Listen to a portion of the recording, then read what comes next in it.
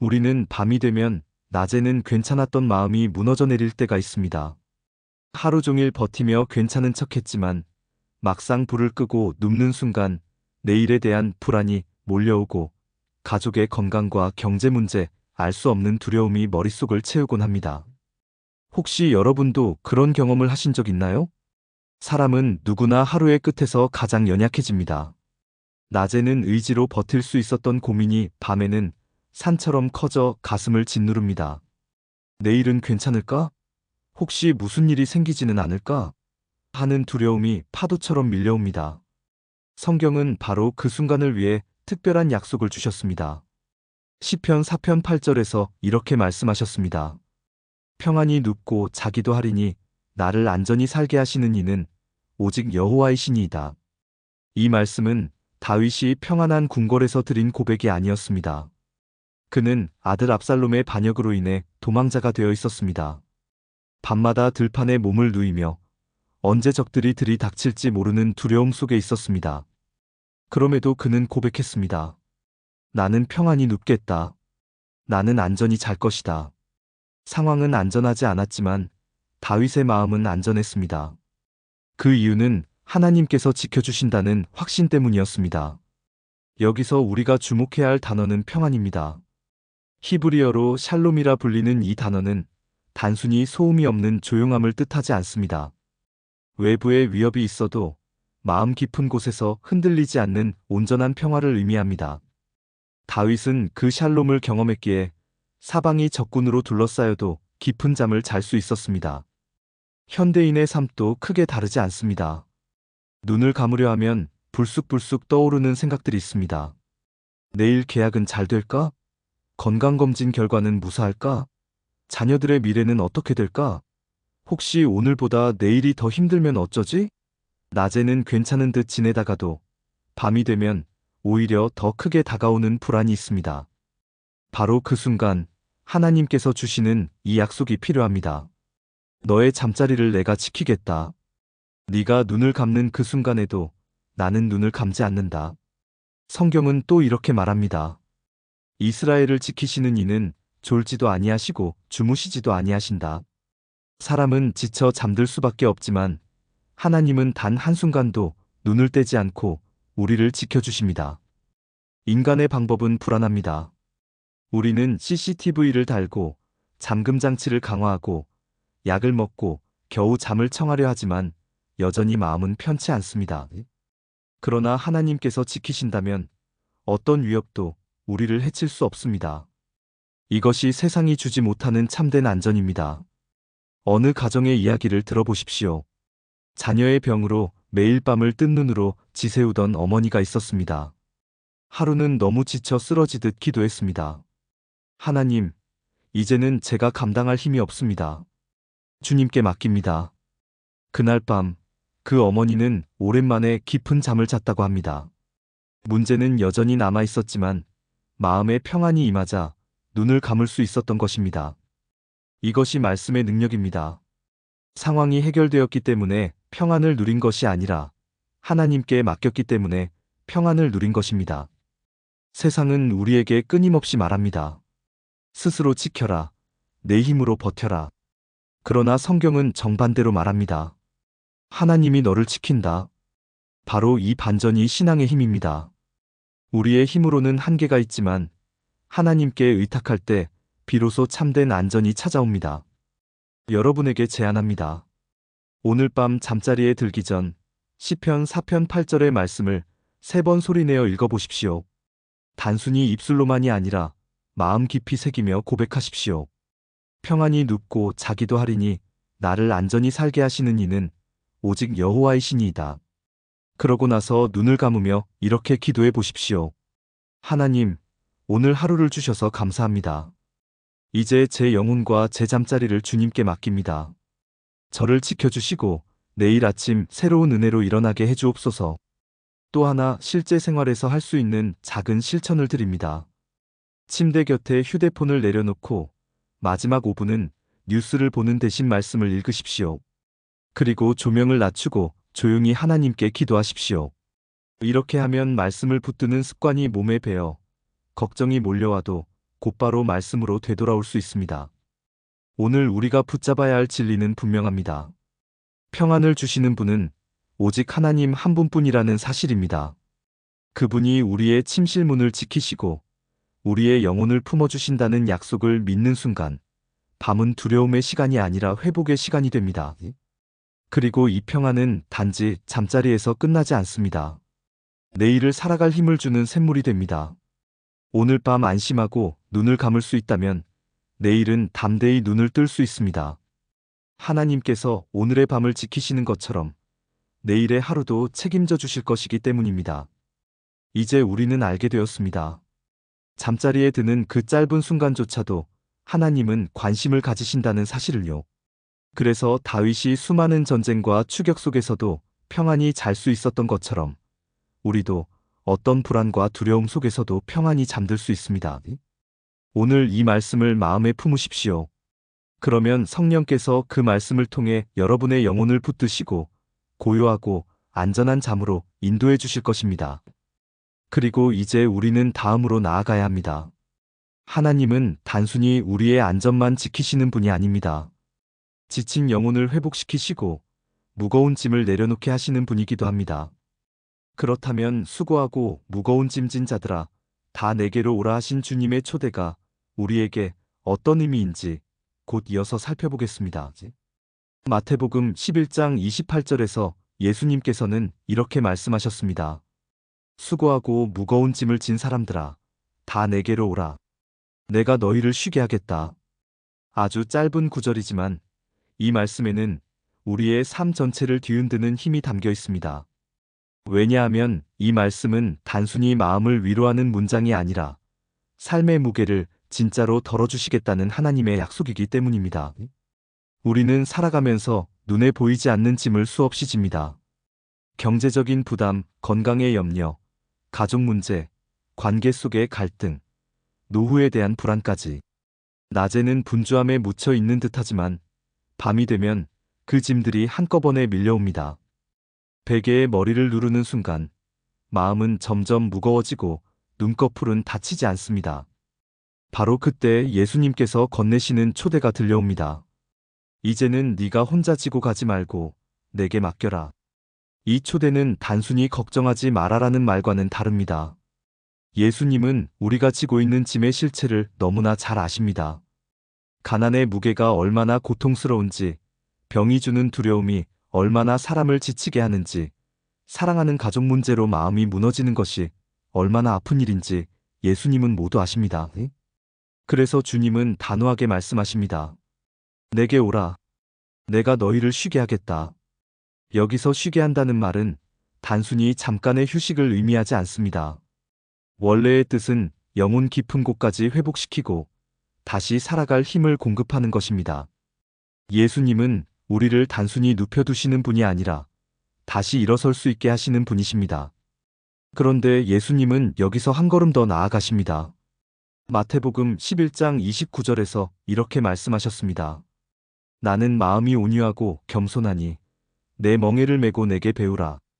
그러면 너희 마음이 쉼을 얻을 것이다. 당시 사람들이 알던 멍에는 소가 짐을 끌 때 목에 매는 무거운 도구였습니다. 사람에게 멍에란 고통과 억압의 상징이었습니다. 그런데 예수님은 바로 그 멍에를 쉽다고, 가볍다고 말씀하십니다. 왜 그럴까요? 그것은 그 멍에를 우리가 홀로 매는 것이 아니라 주님께서 우리와 함께 메어주시기 때문입니다. 당시 농부들은 경험 많은 소와 어린 소를 함께 묶어 멍에를 씌웠습니다. 어린 소는 제대로 힘을 쓰지도 못하지만 큰 소가 대부분의 짐을 감당합니다. 어린 소는 단지 걸음만 맞추면 됩니다. 예수님의 멍에도 이와 같습니다. 우리가 혼자 무거운 짐을 끄는 것이 아니라 주님께서 이미 가장 무거운 부분을 지고 계시기에 우리의 짐은 견딜 수 있는 짐으로 바뀝니다. 여러분은 혹시 지금 버거운 삶의 멍에를 혼자 메고 있지 않습니까? 경제적 압박, 끝나지 않는 가계부 채우기, 치료비와 약값, 자녀 문제로 인한 불면의 밤. 이 멍에를 예수님께서 함께 메주신다면 어떨까요? 짓누르던 무게가 사라지는 것은 아니지만 더 이상 감당할 수 없는 짐이 아니라 이겨낼 수 있는 짐이 됩니다. 마태복음 11장 30절에서 예수님은 이렇게 말씀하셨습니다. 내 멍에는 쉽고 내 짐은 가볍다. 여기서 쉽다는 말은 단순히 무게가 적다는 뜻이 아니라 우리를 도와주는 친절한 멍에라는 의미를 가집니다. 또 가볍다는 말은 아무 무게가 없다는 뜻이 아니라 우리가 충분히 감당할 수 있는 무게로 바뀐다는 의미입니다. 주님이 함께 지실 때 어떤 짐도 더 이상 우리를 무너뜨릴 수 없습니다. 사도 바울도 비슷한 경험을 했습니다. 그는 고린도후서에서 자신의 몸에 가시가 있다고 고백했습니다. 바울은 3번이나 하나님께 그것을 거두어 달라고 기도했지만 하나님은 이렇게 응답하셨습니다. 내 은혜가 내게 족하다. 내 능력은 약한 데서 온전하여진다. 바울은 그제야 깨달았습니다. 짐이 완전히 사라지는 것이 축복이 아니라 짐을 견뎌낼 힘을 주시는 것이 하나님의 은혜라는 사실을 말입니다. 오늘 우리에게도 마찬가지입니다. 어떤 이는 병상에서 긴 투병을 하며 오히려 가족과의 사랑을 깊이 느꼈습니다. 어떤 이는 사업 실패 속에서 비로소 주님을 의지하는 법을 배웠습니다. 또 어떤 이는 관계의 아픔을 통해 진정한 용서와 화해를 배웠습니다. 짐은 여전히 있었지만 그 짐이 오히려 믿음을 자라게 하고 새로운 삶의 길을 열어주었습니다. 예수님께서는 오늘도 우리에게 말씀하십니다. 내 짐을 내려놓아라. 이제 내가 함께 지겠다. 우리는 더 이상 홀로 버틸 필요가 없습니다. 무너진 마음, 지친 육신, 반복되는 불안 속에서도 주님께서는 내게 배우라. 그러면 쉼을 얻을 것이다라고 약속하십니다. 그렇다면 우리는 어떻게 주님께 우리의 짐을 맡길 수 있을까요? 그것은 기도를 통해, 말씀을 통해, 마음 깊은 곳에서 솔직하게 주님 앞에 나아가는 것입니다. 주님, 저는 너무 지쳤습니다. 제 힘으로는 더 이상 감당할 수 없습니다. 이제 이 짐을 주님께 맡깁니다. 이렇게 고백할 때 성령께서 우리 마음을 어루만지시고 참된 평안을 주십니다. 여러분의 삶 속에 어떤 짐이 있습니까? 혹시 돈 문제입니까? 건강 문제입니까? 아니면 누구에게도 말 못할 내적인 두려움입니까? 그 짐을 주님께 맡기십시오. 예수님은 단 한 번도 자기에게 나아온 사람을 외면하신 적이 없습니다. 병든 자를 고치시고 상처 입은 자를 위로하시고 길 잃은 자에게 새로운 길을 열어주셨습니다. 오늘도 동일하게 여러분의 짐을 대신 지시겠다고 말씀하십니다. 그러므로 오늘 밤 여러분이 잠자리에 들기 전 이 말씀을 기억하시길 바랍니다. 수고하고 무거운 짐을 진 사람들아, 다 내게로 오라. 내가 너희를 쉬게 하겠다. 이 말씀은 2000년 전 갈릴리에서만 울려 퍼진 소리가 아니라 오늘 우리의 귀에, 우리의 마음에 여전히 살아있는 초대입니다. 이제 우리는 한 걸음 더 나아가야 합니다. 주님께서 우리의 짐을 지실 뿐 아니라 우리의 필요까지도 채우신다고 약속하셨습니다. 그렇다면 빌립보서 4장 19절에서 바울이 고백한 나의 하나님께서 그리스도 예수 안에서 영광 가운데 그 풍성한 대로 너희의 모든 쓸 것을 채우시리라는 말씀이 우리 삶에 어떤 의미인지 곧 이어서 살펴보겠습니다.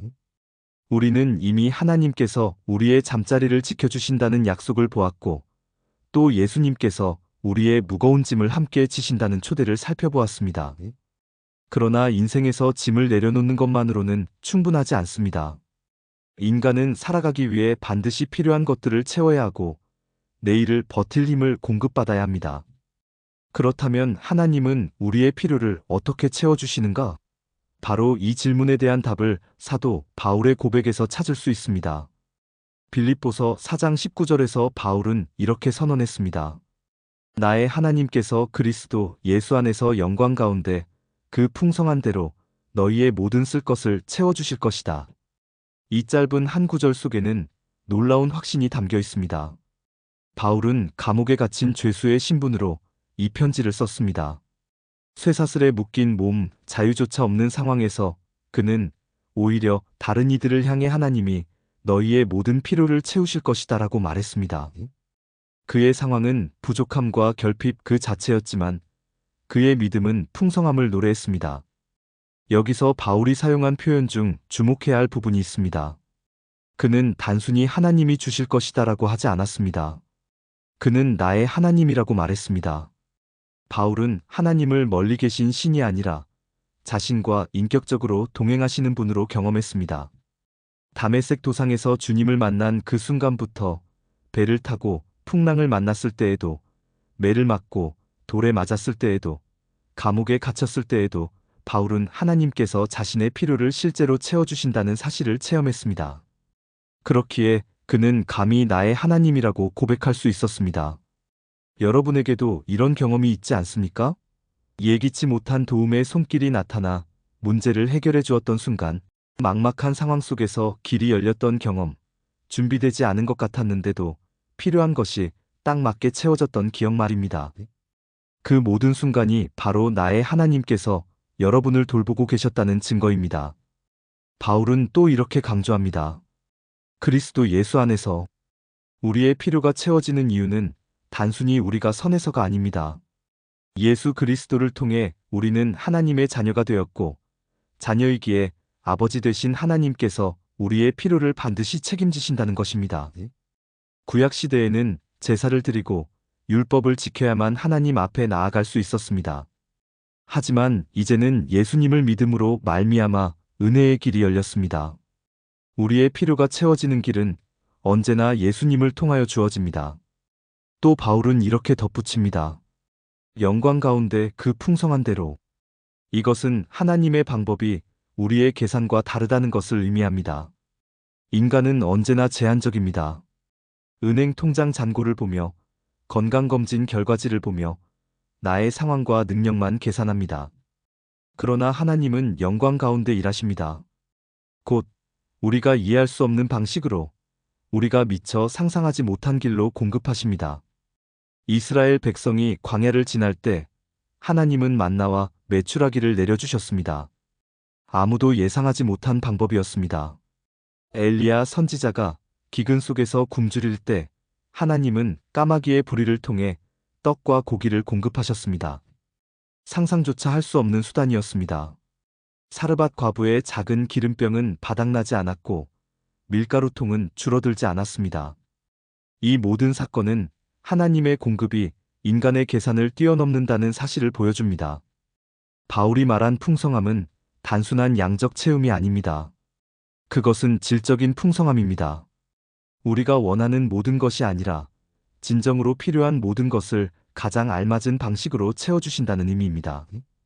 때로 우리는 돈을 원하지만 하나님은 건강을 주십니다. 때로는 편안한 삶을 원하지만 하나님은 고난을 통해 믿음을 단단하게 하십니다. 우리가 보기에는 원하지 않는 길이지만 지나고 보면 그것이야말로 진정으로 필요한 공급이었음을 깨닫게 됩니다. 여러분, 혹시 지금 삶에서 부족함을 느끼고 계십니까? 경제적인 문제로 마음이 무겁습니까? 건강 문제로 불안하십니까? 관계 속에서 지쳐 있습니까? 기억하십시오. 하나님은 우리의 필요를 외면하지 않으십니다. 우리의 작은 기도에도 귀 기울이시고 우리가 미처 말하지 못한 필요까지 아십니다. 그리고 가장 좋은 때, 가장 좋은 방법으로 채우십니다. 성경은 시편 23편에서 이렇게 고백합니다. 여호와는 나의 목자시니 내게 부족함이 없으리로다. 목자가 양의 필요를 채워주듯 하나님은 우리의 영혼과 삶의 모든 필요를 채워주십니다. 빌립보서의 약속은 단지 바울 개인에게만 주어진 것이 아니라 예수 그리스도를 믿는 모든 이에게 주어진 약속입니다. 오늘 밤 여러분이 잠자리에 들 때 이 말씀을 마음에 새기시기 바랍니다. 나의 하나님께서 그리스도 예수 안에서 영광 가운데 그 풍성한 대로 나의 모든 쓸 것을 채워주실 것이다. 이 고백이 단순한 암송이 아니라 실제 믿음의 고백이 되기를 바랍니다. 믿음으로 고백하는 순간 우리의 마음에는 부족함이 아닌 풍성함의 확신이 자리 잡게 됩니다. 그리고 여기서 우리는 또 한 걸음 더 나아가야 합니다. 하나님은 단순히 우리의 필요를 채우시는 분일 뿐 아니라 우리의 마음을 평강으로 지켜주시는 분이기도 합니다. 불안과 혼란이 가득한 세상 속에서 하나님의 평강은 우리의 심령을 굳게 붙잡아 주십니다. 그렇다면 이사야 선지자가 전한 심지가 견고한 자를 평강에 평강으로 지키신다는 약속은 어떤 의미인지 이제 곧 살펴보겠습니다. 필요가 채워지는 것만으로는 인생이 완전히 평안해지지 않습니다. 우리의 마음은 여전히 흔들리고 환경은 여전히 변하기 때문입니다. 그래서 하나님께서는 단순한 공급을 넘어 우리 마음 깊은 곳에 흔들리지 않는 평강을 주신다고 약속하셨습니다. 이사야 26장 3절에서 선지자는 이렇게 말합니다. 주께서 심지가 견고한 자를 평강의 평강으로 지키시리니 이는 그가 주를 의뢰함이니이다. 여기서 평강의 평강이라는 표현은 단순한 안정을 넘어 완전한 평화를 뜻합니다. 세상이 줄 수 없는 평화, 환경과 상관없이 지속되는 평안입니다. 우리는 종종 문제가 해결되어야 마음이 편안해질 것이라 생각합니다. 하지만 하나님께서 주시는 평강은 상황이 바뀌지 않아도 누릴 수 있는 내적인 평화입니다. 사도 바울이 감옥 안에서도 찬송할 수 있었던 이유, 스데반 집사가 돌에 맞아 죽으면서도 얼굴에 빛이 났던 이유가 바로 여기에 있습니다. 그들의 심지가 하나님께 고정되어 있었고, 그래서 흔들리지 않는 평강을 누린 것입니다. 혹시 여러분도 이런 경험이 있지 않습니까? 바깥 상황은 여전히 힘들었는데 설명할 수 없는 평안이 마음에 찾아와 오히려 감사가 흘러나왔던 순간, 그것이 바로 하나님께서 주시는 평강입니다. 이 평강은 기도하는 자, 하나님을 온전히 의지하는 자에게 주어지는 선물입니다. 오늘 밤 여러분이 눕는 자리에서도 이 평강이 임하기를 바랍니다. 주님, 제 마음을 주께 맡깁니다. 흔들리지 않게 붙들어 주옵소서. 이렇게 고백할 때 하나님은 우리의 심령을 샬롬의 평강으로 지켜주십니다. 첫째, 하나님은 우리의 안전을 지켜주신다. 둘째, 예수님은 우리의 짐을 함께 지신다. 셋째, 하나님은 우리의 필요를 채워주신다. 넷째, 하나님은 우리의 마음을 평강으로 붙드신다. 이 말씀들은 단순한 글자가 아니라 우리의 밤과 낮을 지켜주는 살아있는 약속입니다. 실제로 많은 이들이 이 말씀을 붙잡고 두려움 대신 평안을 경험했고, 걱정 대신 감사로 하루를 마무리할 수 있었습니다. 여러분도 오늘 밤 잠자리에 들기 전 이 말씀들을 마음에 새기시길 바랍니다. 하나님이 나를 지키신다. 주님이 내 짐을 지신다. 하나님이 내 필요를 채우신다. 주님이 내 마음을 평강으로 지켜주신다. 이 네 가지 고백이 입술에서 흘러나올 때 여러분의 영혼은 새로운 힘을 얻게 될 것입니다. 그리고 이 말씀은 단지 오늘 밤만이 아니라 우리의 평생을 붙잡아줄 약속입니다. 낮에 걱정이 몰려올 때도, 인생의 고난이 다가올 때도 이 말씀은 여전히 우리의 발걸음을 지켜줄 것입니다.